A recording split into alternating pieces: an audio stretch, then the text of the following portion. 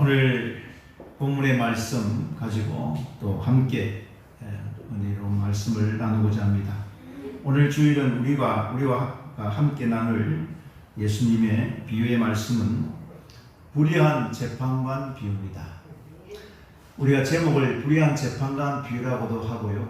또 가부의 기도, 간청하는 가부의 기도라고도 그렇게 제목을 붙일 수가 있습니다. 지난주에 제가 말씀을 드렸습니다. 예수님의 비유 가운데 기도에 관한 비유가 나오는데요. 한밤중에 찾아온 친구 비유, 그리고 오늘 제가 함께 나눌 말씀 불의한 재판관 비유 혹은 간청하는 가부의 기도 비유와 그 다음에 바리새인과 세리의 비유 기도 바리새인과 세리 기도 비유가 나옵니다. 그리고 가장 좋은 것으로 참 주시는 아버지 비유, 이렇게 예수님은 기도에 관한 비유를 말씀하고 계십니다. 오늘 주일은 불의한 재판관 비유입니다.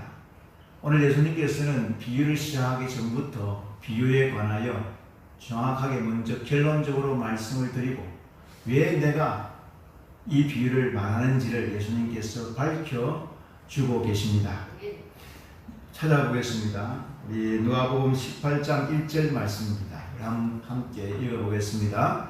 항상 기도하고 낙심하지 말아야 할 것과 누가복음 18장 9절입니다. 또 자기를 어렵다고 믿고 다른 사람을 멸시하는 자들에게.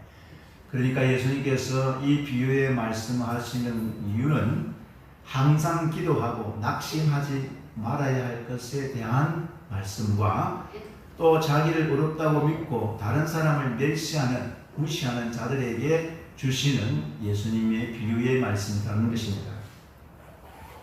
먼저 결론부터 예수님께서는 말씀을 하고 이렇게 비유를 시작하게 됩니다.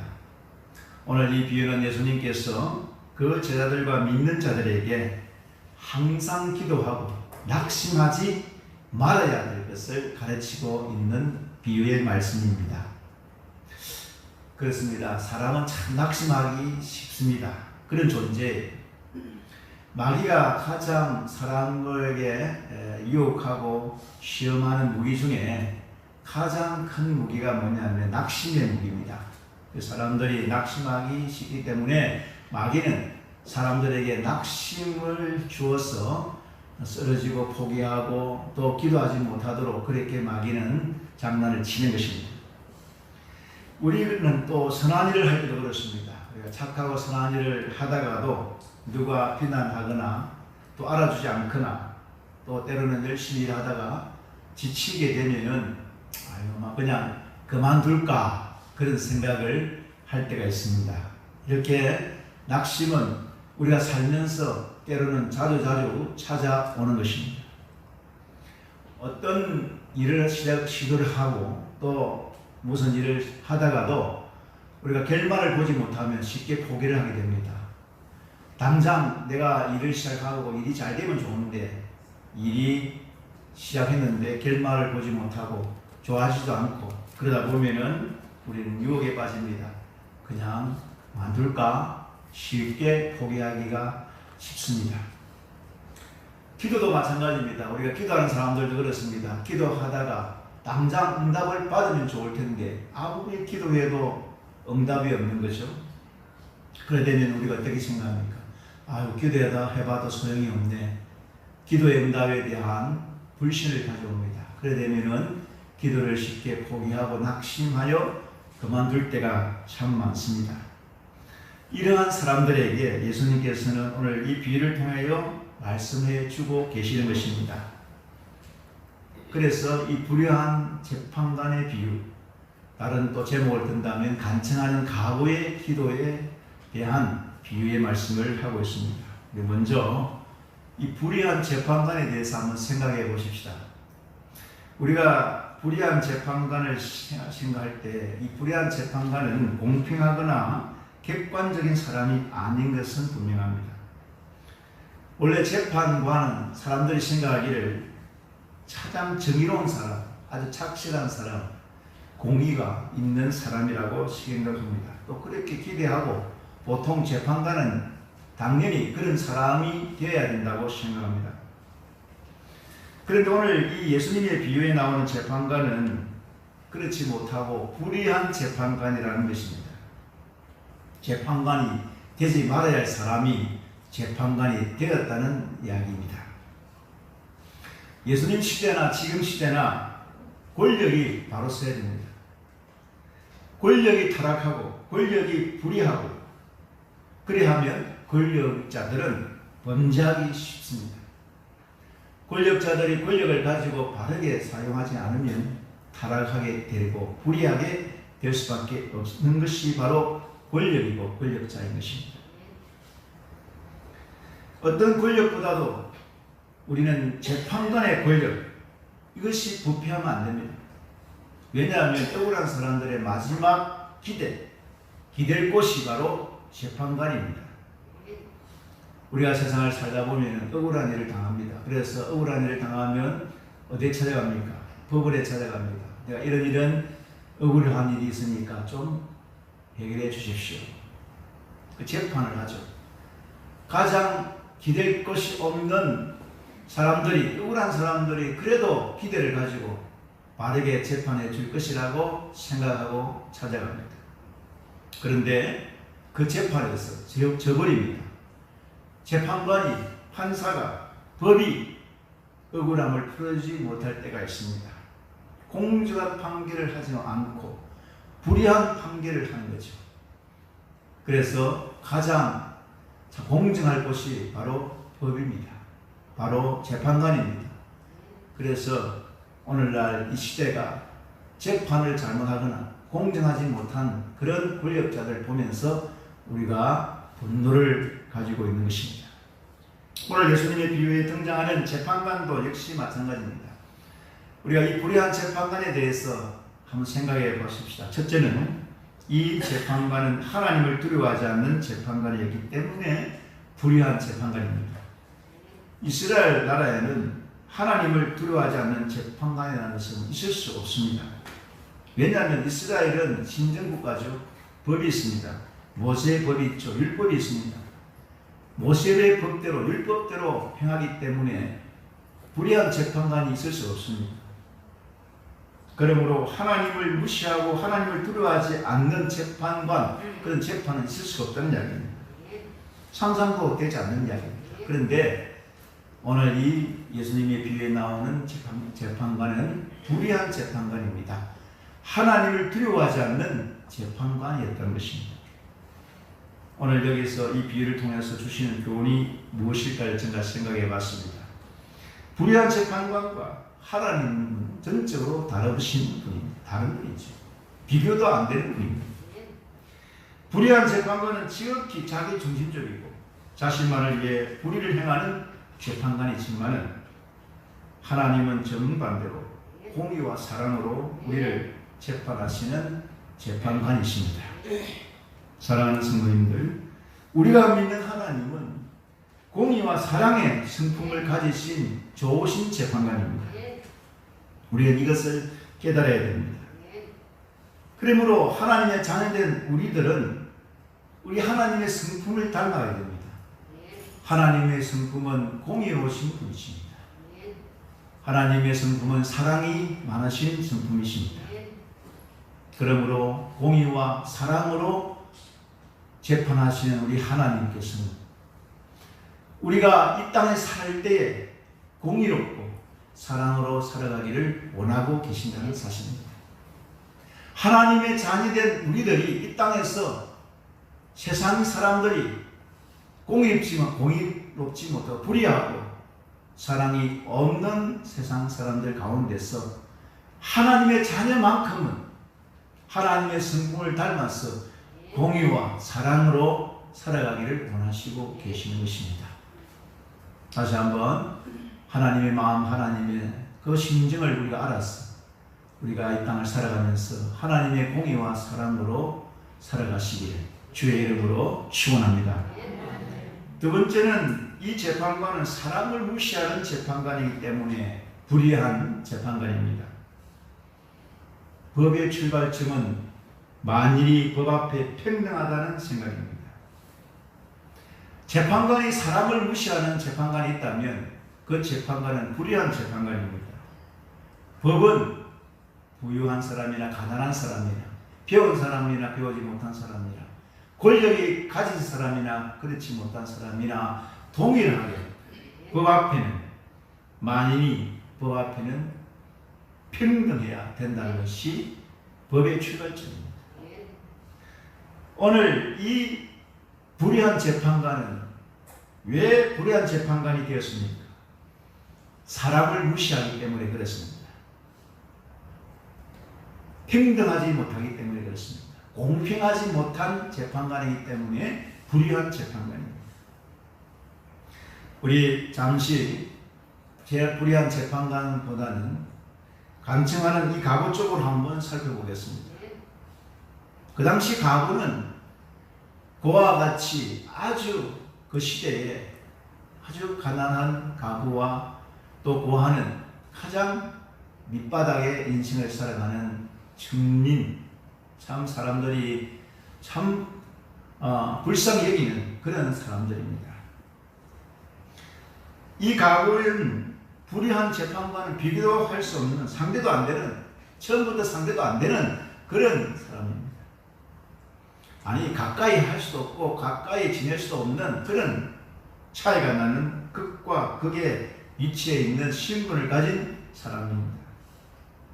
예수님께서 왜 두 사람을 대비시켜 놨을까요? 이 불쌍한 가구는 불의한 재판관이 무엇을 원하는지 알고 있습니다.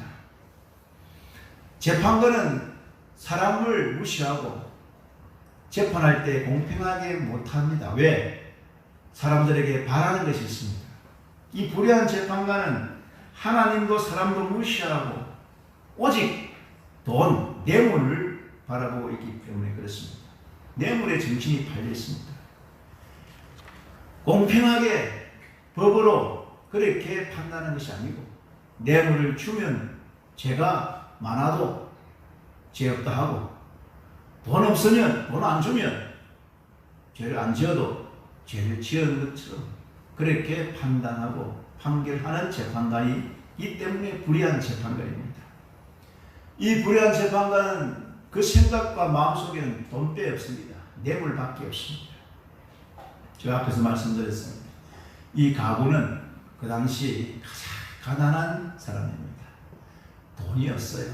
뇌물 줄 것이 없다는 사람입니다. 그래서 감히 재판관을 찾아갈 수 없습니다.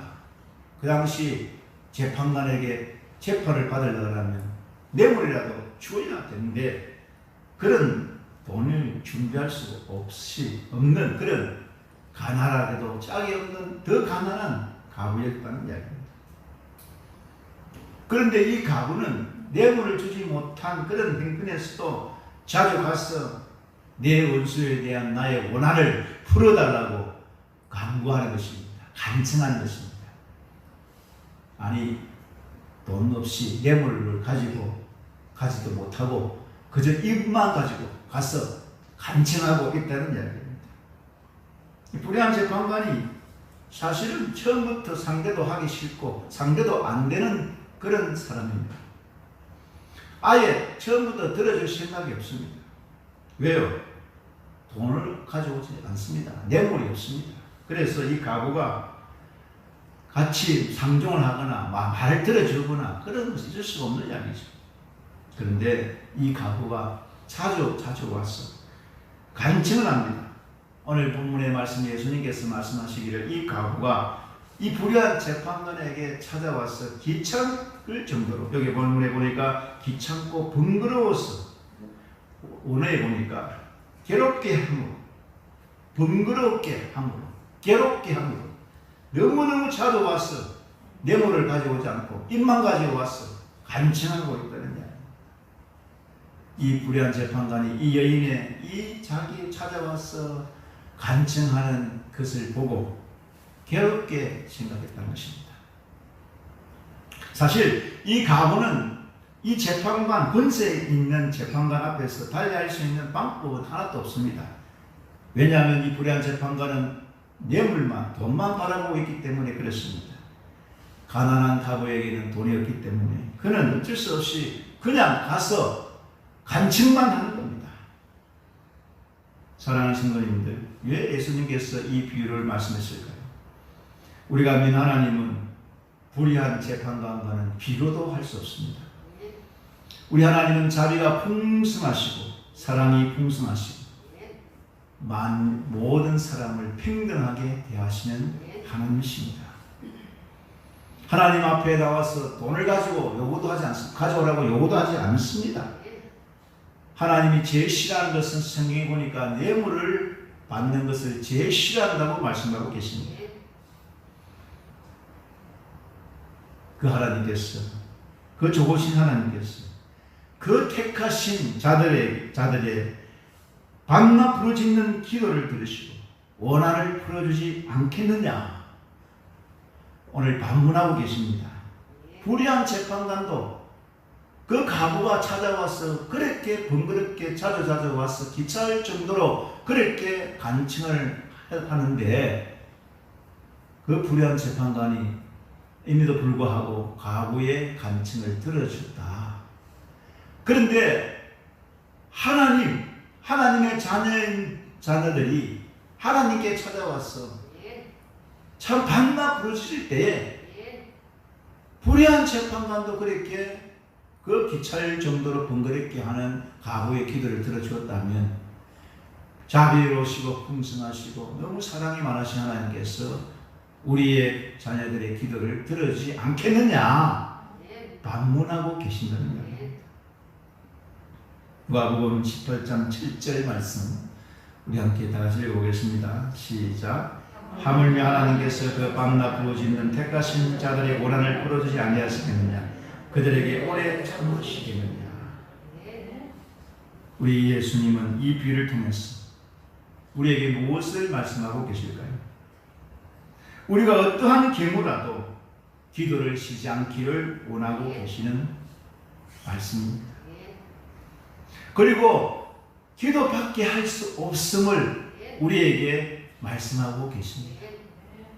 가부가, 그 가난한 가부가 뇌물 줄 돈이 없기 때문에 그는 그저 입만 가지고 와서 그 불의한 재판관을 자주 찾아와서 번거롭게 해서 귀찮을 정도로 찾아가서 괴롭히더라도 찾아가서 그렇게 자신의 원한을 그렇게 간청했다는 이야기입니다. 우리 하나님은 이 불의한 재판관과 사랑하신데 우리가 얼마나 하나님 앞에 이 가난한 가부처럼 그렇게 기도한 적이 있었을까요? 예수님의 이 비유를 통해서 말씀하십니다. 이 불의한 재판관도 가부의 원한을 풀어주었는데 하물며 어려우시는 하나님께서 밤낮 부르짖는 하나님의 자녀들의 간절한 기도를 들어주지 않겠느냐 그렇게 반문하고 계시는 것입니다. 어떻게 불의한 재판관과 우리 하나님과 비교할 수 있겠습니까? 이것은 극단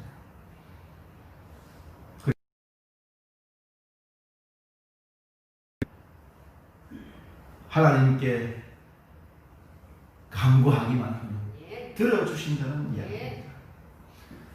결론적으로 말씀을 드리면 예수님께서 처음부터 내가 이 비유를 말하는 이유를 밝혀두고 있습니다. 항상 기도하고 낙심하지 말라는 겁니다. 이게 항상 기도하는 겁니다. 여러분 우리가 항상 기뻐하라, 범사에 감사하라, 쉬지 말고 기도하라. 이것이 너희를 향하신 하나님 아버지 뜻이라고 말씀하고 있죠. 항상 기도하고 기뻐하고 범사에 감사하고 쉬지 말고 기도하고. 여기 기도를 항상 기도하고 근데 어떻게 쉬었을까 그런 생각을 해봅니다. 그래서 말씀해 보면 우리가 성령으로 기도를 해봅니다. 그래서 말씀해 보면 우리가 성령으로 기도하고 영으로 기도하고 마음으로 기도하라 했어요. 우리가 잠을 잘 때도 기도하고 우리가 성령으로 기도하고 우리가 마음으로도 기도하고 우리가 교회 예배당에 나와서 엎드려서 기도하는 그 기도도 좋지만은 우리가 예수님께서 이 비유에 말씀하시는 이유가 뭐냐면 처음부터 밝히고 있습니다. 기도하다가 낙심하지 말라는 것입니다. 그리고 항상 기도하라고 말씀하고 계시는 것입니다. 예수님께서는 비유의 말씀을 마치면서 다시 한번 말씀을 하고 있습니다. 하물며 하나님께서 그 밤낮 부르짖는 택하신 자들의 원한을 풀어주지 아니하시겠느냐? 저에게 오래 참으시겠느냐? 내가 너에게 이르노니 속히 그 원한을 풀어주지 않겠느냐? 이렇게 말씀하고 있는 것입니다. 제가 앞에서 말씀드렸습니다. 예수님께서 기도의 비유 가운데 가장 먼저 나오는 아버지의 비유입니다. 예수님께서는 좋은 아버지 비유를 말씀하고 계십니다. 마태복음 7장 11절의 말씀입니다. 우리 한번 다 같이 읽어보겠습니다. 너희가 악한 자라도 좋은 것으로 자식에게 줄 줄 알거든 하물며 하늘에 계신 너희 아버지께서 구하는 자에게 좋은 것으로 주시지 않겠느냐. 하나님께서 우리에게 뭘 주셨을까? 바로 예수님이십니다. 우리의 죄를 대속하기 위해서 독생자 예수 그리스도 유일하신 아들 예수님을 아끼지 않고 내주신 분이 바로 하나님이십니다. 하나님께서 하나밖에 없는 아들 독생자 예수 그리스도를 내어주심으로 그 사랑으로 우리가 죄의 사함받고 하나님의 자녀되고 영생을 얻고 구원의 반열에 우리가 서게 된 것입니다. 하나님께서 이처럼 가장 좋은 것으로 가장 아끼고 가장 하나밖에 없는 아들조차도 내어주시는데 하물며 밤낮 부르짖는 자녀들의 간절한 마음, 간절한 기도를 들어주지 않겠느냐. 그 말씀을 지금 예수님께서 비유로 말씀하고 계시는 것입니다. 정말 저와 여러분들이 기도하고 있는데도 불구하고 여전히 응답이 없습니까? 이유가 있을 거예요. 저도 하나님 앞에 간절하게 기도하고 있는 기도의 제목들이 있습니다. 때로는 이게 내 욕심이지 않을까? 내가 원하고 바라는 욕심으로 기도하는 기도가 아닐까? 그런 생각을 해봅니다. 아니, 그토록 오랫동안 기도했는데 응답이 왜 없을까? 이유가 있더라고요. 그래서 제가 첫째는 죄가 막혔기 때문입니다. 하나님과 우리 사이에 죄가 인해서 막힌 담 때문에 하나님께서는 응답해 주지 않습니다. 하나님께 아무리 부르짖어도 응답이 없는 이유 첫 번째가 죄 때문에 그렇습니다. 이 죄의 문제만 해결되면 하나님께서는 우리의 기도를 들어주실 줄로 믿습니다. 두 번째는 기도의 양이 부족해서 그렇습니다. 나는 많이 기도했다고 생각하는데 사실은 아직 기도가 부족합니다. 기도의 양이 부족하기 때문에 하나님께서 좀 더 기도해라. 좀 더 많이 기도해라. 기도의 시간을 더 많이 좀 가져라. 응답을 해주지 않으시고 여전히 기다리고 계십니다. 준비하고 계시는데 우리가 게으르고 나태해서 우리가 기도를 안 하고 있는 거예요. 사실은 내가 기도를 많이 하는 것 같아도 내 원함과 내 마음의 소원이 간절해도 그 간절한 마음, 그 소원을 하나님 앞에 아뢰면서도 사실은 기도하는 시간을 그렇게 많이 가지지 않았기 때문에 아직도 응답이 없는 거예요. 더 많이 엎드리고 더 많이 부르짖고 더 많이 기도하셔서 하나님이 보실 때 야, 됐다. 기도의 양이 다 찼다. 내가 너의 기도를 다 이제 양을 다 채웠으니 응답해 주겠다고 말씀해 주실 줄로 믿습니다. 아직 내가 기도해도 응답이 없다. 그러면 이렇게 생각했어요.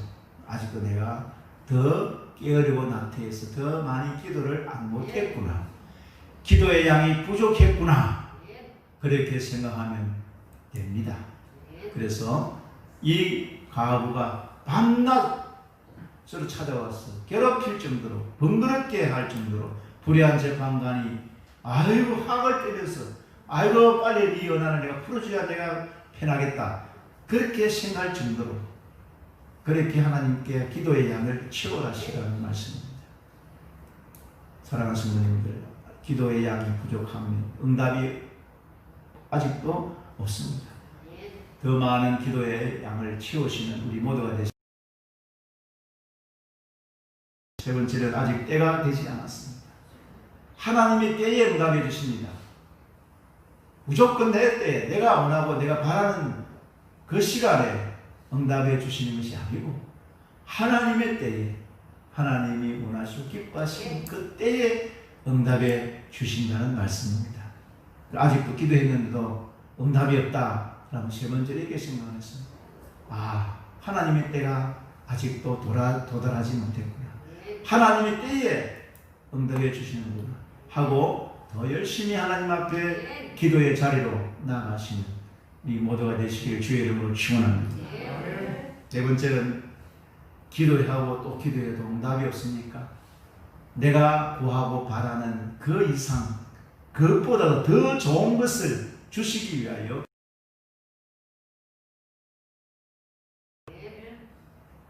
우리는 한계가 있어요. 내가 바라고 구하는 기도가 때로는 하나님 보실 때 좀 마음을 넓히고 생각을 좀 넓히고 입을 크게 좀 벌려서 강구해라 이 말씀입니다.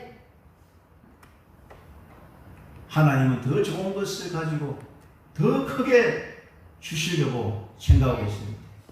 우리는 구하는 것이 아직도 그래서 성경의 말씀에 보면 내 입을 넓게 열어 크게 구하라. 동서남북을 바라보아라.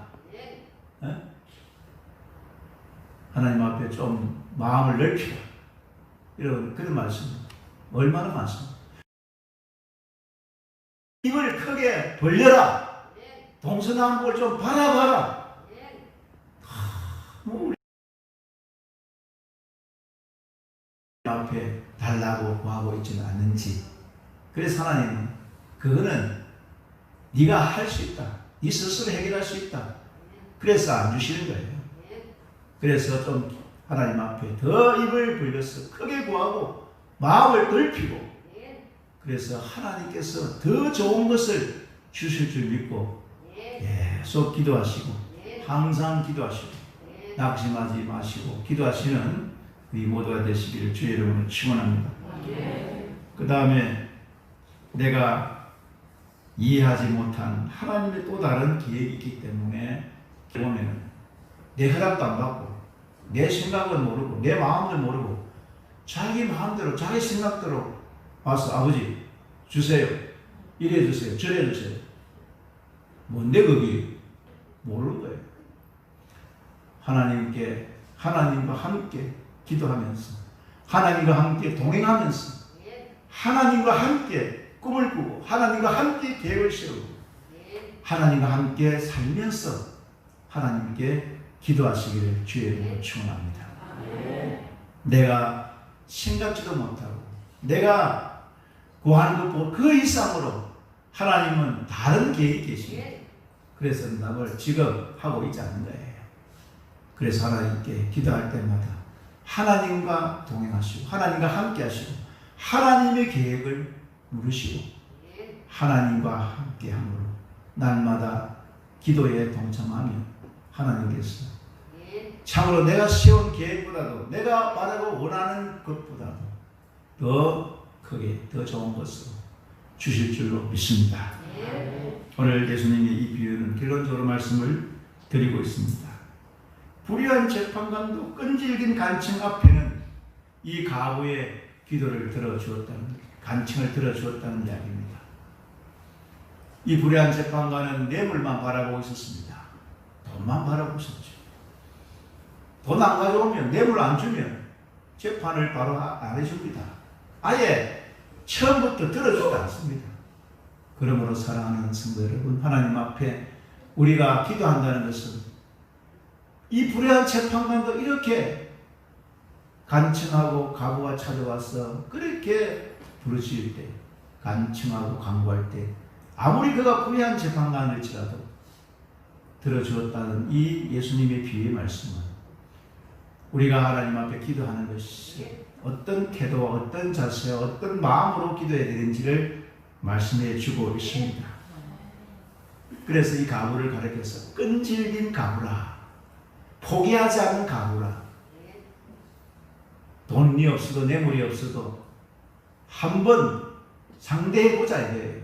한번 해보자 하는 그런 가부입니다. 아니 재판관, 이 불의한 재판관은 만나기 전부터 돈을 가지고 와야 돼요. 뇌물을 가지고 와야 돼요. 그런데 돈도 없이 뇌물도 없이 찾아간 거예요. 해보자 이 말이에요. 내가 얼마나 간청하고 간절히 간구하면 이 불의한 재판관이 내 원한을, 내 마음을 풀어줄 것이다 믿고 그렇게 찾아간 거예요. 하나님께 기도하는 것도 마찬가지입니다. 하나님께 가서 하나님께 구하고 찾고 두드리고 하나님께 매달리면 포기하지 않고 끈질기게 하나님께 요구하면, 기도하기만 하면 들어주신다는 믿음을 가지고 찾아가야 됩니다. 믿음으로 기도해야 됩니다. 믿음 없이 기도하는 거, 그거는요 진짜 예수 안 믿는 사람들처럼 기도하는 거 동일한 거예요.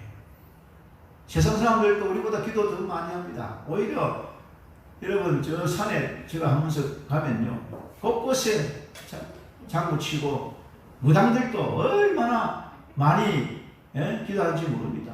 저 산에 뿐만 아니라 바다에 가도 보면요 아예 저 용궁 그 저기 상가 뭐 주변 바다가 하늘 바다에 완전히 무당들이 자기가 틀 잡아놨더라고요. 그 매 시간째 장구 치면서 바다의 용신에게 용신이 뭐지인지 모르겠지만 하여튼 거기에다가 얼마나 정성을 들였는지 여러분 그냥 가져오는 거 아닙니다. 그냥 돈만 떠드는 게 아닙니다. 장구 치는 게 아닙니다. 돼지 머리, 소머리 모르겠고 하여튼 막 과일도 옆에 또 장사하는 사람 있어요. 그걸 제사 하는 장사 처음 가봤어. 길을 잘못 들어갔더니 거기에는 무당들이 밤낮으로 그렇게 기도하는 장소들. 내가 이거 들어오면 안 된다 그러더라. 자기들끼리 그렇게 열심히 그렇게 용신한테도 그래 하는데 우리가 하나님 앞에 나와서 기도하면서 믿음 없이 기도해서는 안 된다는 거예요. 하나님 앞에 우리가 하나님을 믿고 간구하고 기도할 때 이 끈질긴 가부가 참으로 불의한 재판관 앞에서 승리했던 것처럼 이겼던 것처럼 그 마음이 원한이 풀어졌던 것처럼 우리가 하나님 앞에 나올 때마다 믿음으로 끈질기게 기도하시기를 주의 이름으로 축원합니다. 마지막으로 이 비유의 말씀은 예수님의 재림과 기도의 관계가 있습니다. 종말을 바라보는 성도가 가장 중요한 준비가 뭘까를 생각해 봤습니다.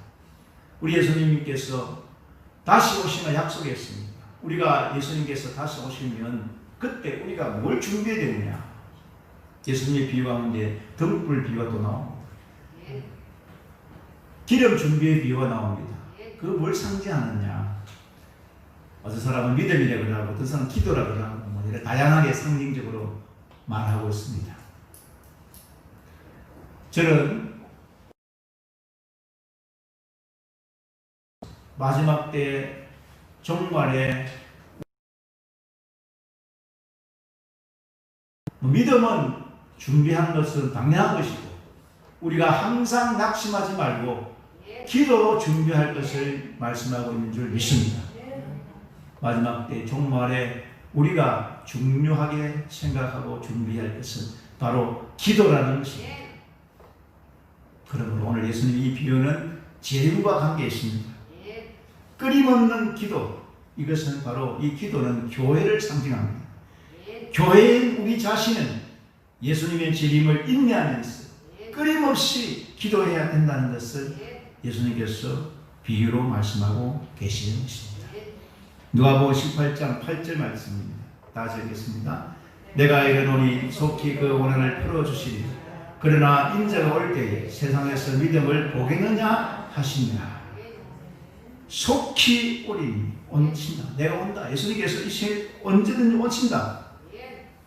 주님의 때에 오실 때에 그때에 세상에서 믿음을 보겠느냐 하시니라.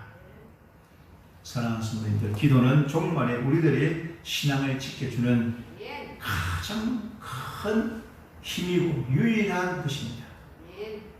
코로나19로 인해서 공포와 불안 속에 살아가고 있고 이 세상이 말시다 종말이라고 하는 이때에 우리가 뭘 준비해야 되겠느냐? 사실 우리가 그렇게 준비할 것이 많이 있지 않습니다. 그래서 우리가 항상 기도하고 낙심하지 말라는 예수님의 비유의 말씀인 것입니다. 우리가 주님 오실 때 우리에게 요청하는 것은 믿음이지만 우리가 준비하고 살아야 할 것은 바로 기도입니다.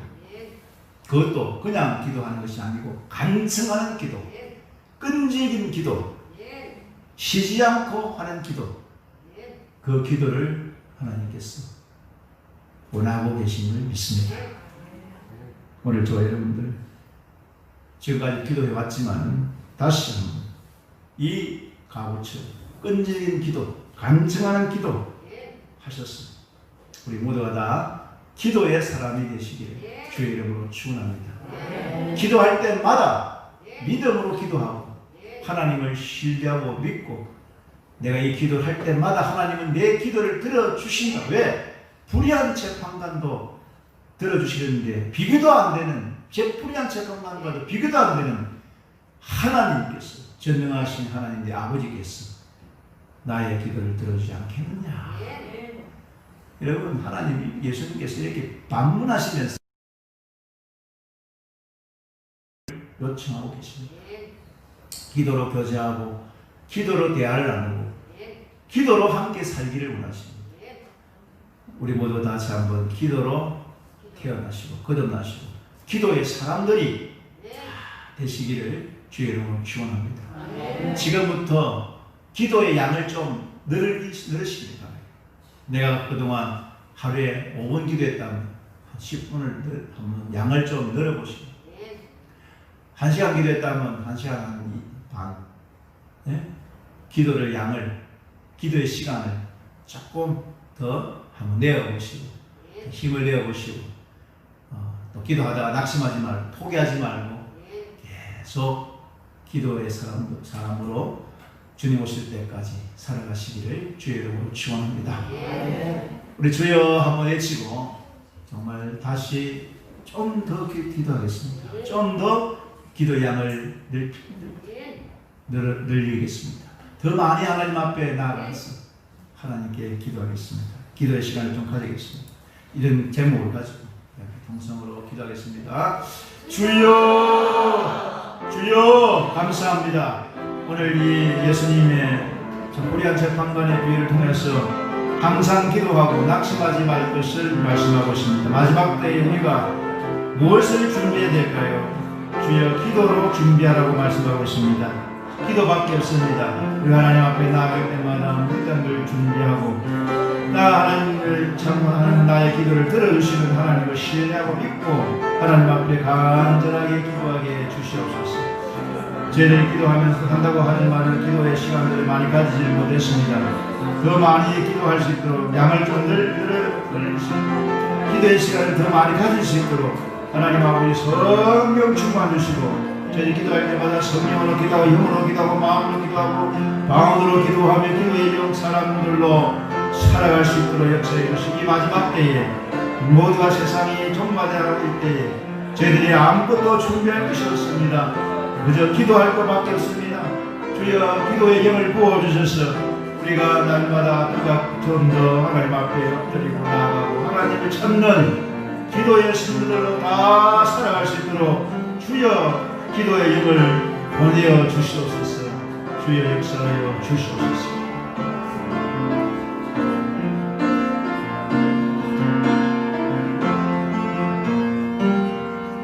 성령 하나님 이 시간 비나이다. 저희들에게 성령 충만 주시고 성령으로 기도하고 힘으로 기도하고 마음으로 기도하고 방언으로 기도하며 참으로 하나님 원하시고 기뻐하시는 사람으로 날마다 살아갈 수 있도록 마지막 때에 저희들이 기도로 준비하게 해주시고 기도의 사람으로 태어나게 주시옵소서.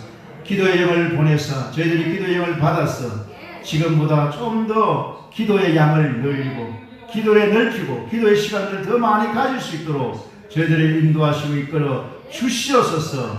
그리하여 주님 마지막 때에 참으로 기도로 통하여 하나님과 영적 교제를 하며 주님을 날마다 만나며 주님과 교제할 수 있도록 기도의 사람으로 우리를 새롭게 하옵소서. 예수님의 이름으로 기도드리옵나이다. 아멘.